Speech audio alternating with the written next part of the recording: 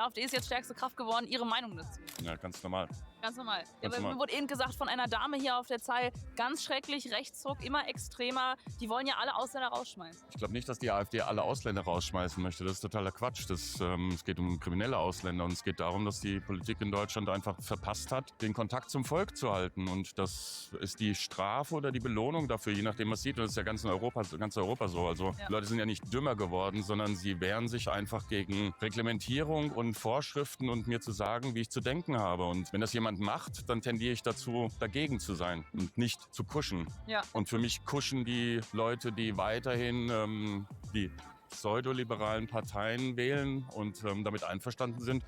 Das ist eine Meinung, die außerhalb vom Mainstream, und der Mainstream ist heutzutage einfach zu links, ist, und das lasse ich mir nicht gefallen. Ja. Und dann reagiere ich mit einer Gegenreaktion. Hat die AfD jemals gesagt oder irgendein Abgeordneter, irgendein Mitglied der Partei, dass man alle Ausländer rausschmeißen möchte? Geht ja auch Ja, gar nicht. man muss ja schon sagen, die AfD ist eine junge Partei und da sind natürlich mittlerweile sind auch sicher Politiker oder Leute dabei, die sich ungeschickt verhalten haben in der Kommunikation. Aber je mehr die Politik für die AfD Leute aus der Mitte hinzukommt, denke ich, wird das Ganze auch professioneller und dann auch rationaler, dass man sagt, wir brauchen eine gesunde Entscheidung und dann wird eine Entscheidung gefällt oder sowas auch im Konsens mit anderen Parteien, die für alle erträglich ist und wo man sagt, das ist gesund. Momentan ist es nicht gesund. Es ist auch nicht gesund, was die Parteien, also unsere Parteien, die letzten 10, 15 Jahre gemacht haben, nach 2015. Katastrophe, Fehlentscheidung. Und da muss man auch mal sagen, das war eine Fehlentscheidung, unbegrenzt Zuwanderung zuzulassen und sich nicht hinstellen und sagen, das war alles super, das war alles toll.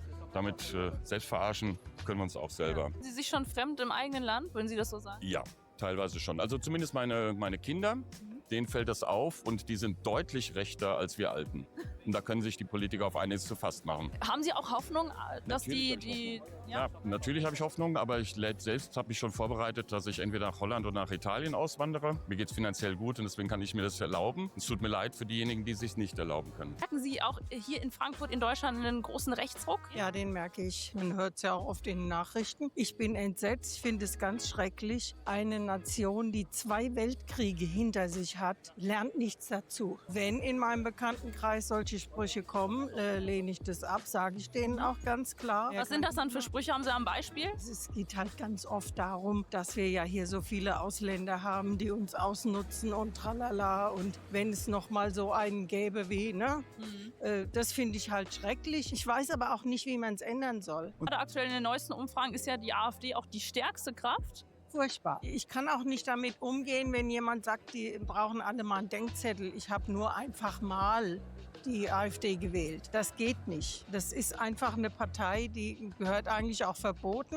Ich weiß nicht, warum das nicht machbar ist. Also die Welt ist im Moment nicht schön und ich muss sagen, ich bin froh, dass ich das meiste hinter mir habe. Oh, ja, Ja. das ist ein bisschen pessimistisch, aber ich kann es auch verstehen. Nee, Ne? ich sehe es noch nicht mal pessimistisch. Sie sind froh, Sie haben die guten Zeiten noch miterlebt. Ja, genau, wirklich. Ja. Nicht verbieten. Nein, das wäre ja so Entzug der Meinungsfreiheit. Aber warum fordern das so viele? Also kann man da nicht einfach den Wähler seine Freiheit lassen, die Partei zu wählen, die ja richtig... Die haben Angst vor Ungewissheit. Wenn die nicht wissen, was bald passieren wird, dann werden die nervös, die Menschen. In den letzten Umfragen war die AfD Platz 1 aller Parteien. Was halten Sie davon? Gar nichts, Gar sage nichts. ich ganz ehrlich. Ja, Weil ich ja kein AfD-Wähler bin. aber man muss es akzeptieren. CDU-Wähler. Ja, Ja. das kann ich zum Beispiel gar nicht verstehen. Das finde ich interessant. Wieso verstehen Sie das nicht? Naja, also Sie machen eine gute Politik zurzeit. können Sie mir genau sagen, was Sie gut finden? Ja, insgesamt auch die Außenpolitik vor allen Dingen und also auch das Auftreten der Politiker, da ist ein Wandel drin, würde ich sagen. Ja. Warum würdest du dich für die AfD entscheiden? Was sind die Hauptfaktoren? An mir greift es einfach, wie die Frau Weidel durchgreift, wirklich. Sich nicht fürchtet vor irgendwelchen Morddrohungen oder vor irgendwelchen Einschüchterungsversuchen. Also das an allererster Stelle erstmal Respekt vor der Frau, dass sie da so das Ding durchzieht, was sie für richtig erachtet. Endlich mal eine Partei, die durchgreift, sage ich mal. Wirklich, Ja. Das, Weil das es gibt passt ja mir. das Gerücht, dass die AfD ja alle Ausländer rausschmeißen will. Das stimmt ja nicht. Aber stimmt wo auch nicht. kommt das denn her dann? Durch die Verallgemeinerung, würde ich mal sagen. Ne? Also das fängt halt schon im Kleinen auf an, also schon im Grundschulalter. Wurde mir auch schon, also damals, wo ich in der Grundschule, wurde mir auch schon erzählt gehabt, dass wenn man die AfD wählt, dass alle Ausländer rausgehen, bla bla, sehr rechtsradikal sind. Aber es gibt halt Vor- und Nachteile. Man muss das halt so, jede Partei hat Vor- und Nachteile. Man muss halt für sich selber es halt bewichten können. Und wenn man sich halt dahin angezogen fühlt und man einen Sinn dahin sieht, dann natürlich dann sich dafür einzusetzen. Ja. Die AfD ist in den letzten Umfragen die stärkste Kraft. Wie geht man damit um? Sofort auswandern, was machen wir jetzt? Ne, also ich bin ja selber Mitglied bei der AfD. Ach so. Ich freue mich, dass die AfD steigt und steigt. So soll es auch sein. Ja, aber jetzt sagen ja viele, sie wollen ja dann alle Ausländer rausschmeißen. Das stimmt doch nicht. Ich bin doch selber Migrantin. Verstehe ich ja auch nicht. Ja, was soll diese ganze Lüge? Die haben schon in den 90er Jahren gegen Serbien gehetzt. Dann kam Corona, dann Russland. Ja, und jetzt noch gegen die AfD. Sag mal, schämen die sich von der Lügenpresse hier nicht? Von RTL, ARD, ZDF. Es reicht hier langsam. Warum haben Sie sich denn für die AfD dann entschieden? Also was war so Ihr Punkt im Leben, wo Sie gesagt haben, nee, jetzt möchte ich mal eine andere Partei wählen, jetzt muss ich mal was tun? Bei mir ist es so, ich bin ja serbische Staatsbürgerin, kann eigentlich nicht wählen. Ich habe nie gedacht, dass ich irgendwann mal mich politisch beteiligen werde. Aber als die Flüchtlingskrise kam, und ich komme ja selber aus dem serbischen Teilgebiet Kosovo, erweckte es mir unschöne Bilder, Erinnerungen. Und eins war mir klar, seit 2015, ich will hier kein zweites Kosovo. Eine Heimat habe ich schon verloren. Und die Heimat, in der ich geboren worden bin, will ich auch nicht verlieren. Und dann kam Corona, die ganzen Lügen, als man uns einsperren wollte. Und ich merkte, Sozialismus, der ist wieder wach geworden. Mein Vater ist wegen dem Sozialismus in den Westen Deutschlands gekommen. Und dann kam der Krieg und dann fing die nächste Hetze an gegen meine russischen Brüder. Und da war mir eins klar.